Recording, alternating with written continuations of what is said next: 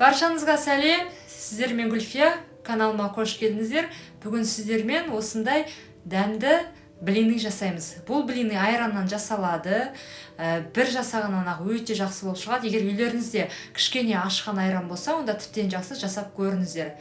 Өте дәмді, әдемі блины болып шығады. Блины жасау үшін бізге 2 жұмыртқа қажет. Жұмыртқаны жарып, ыдысқа салып, аздап араластырамыз. Содан кейін осы жұмыртқаның үстіне 3 ас қасық қант және кішкентай қасықтың ұшымен тұз саламыз. Жақсылап қант пен тұз ергенше араластырамыз.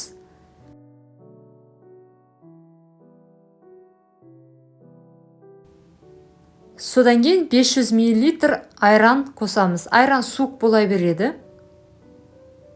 Тағы да араластырамыз жақсылап.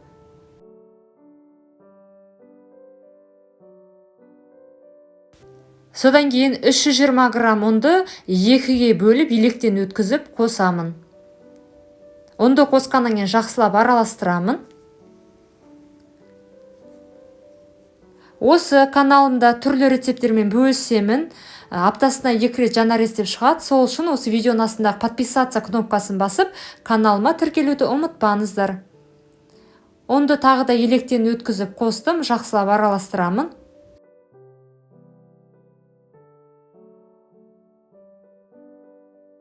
Содан кейін қайнап тұрған 250 грамм суды 3-ке бөліп қосамын.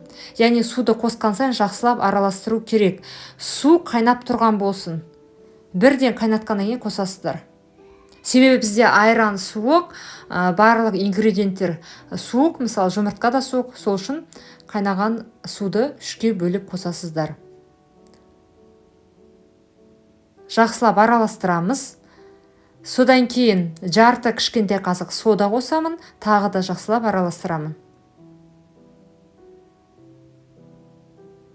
Барлығын жақсылап араластырғаннан кейін ең артынан 3 ас қасық сұйық майды қосып, тағы да араластырасыздар.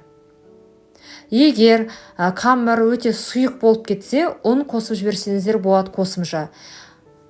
Ал егер қою болып кетсе, онда қайнаған су қосып жіберсеңіздер болады.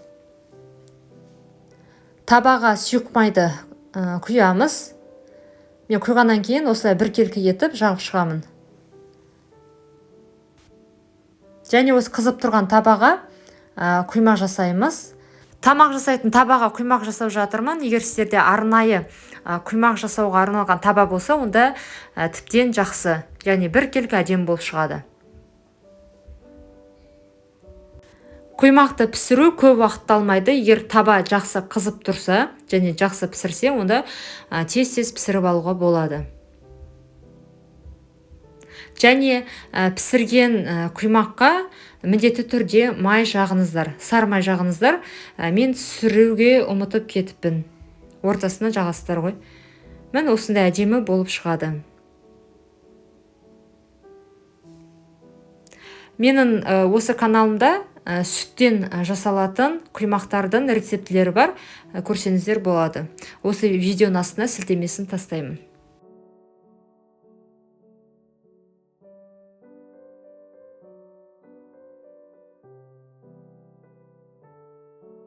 Және бір рет қана табаға сұйық май құясыздар, содан кейін құймайсыздар. Сұйық майсыз қызып тұрған табада құймақты пісіресіздер. Осындай өте жақсы піседі. Бірден шығатын рецепт, сондықтан жасап көріңіздер. Барлық құймақ дайын болды. Осы рецепт бойынша менде 16 құймақ шықты. Өте дәмді, әдемі болып шығады. Міне видеода көріп тұрғандарыңыздай. Егер осы рецепт бойынша жасасаңыздар құймақты, видеоның астына комментарий жазуды ұмытпаңыздар. Және лайк басып, каналыма тіркелсеңіздер, мен қуанып қалам. Баршаңызға көп-көп рахмет, ас болсын. Міндетті түрде жасап көріңіздер.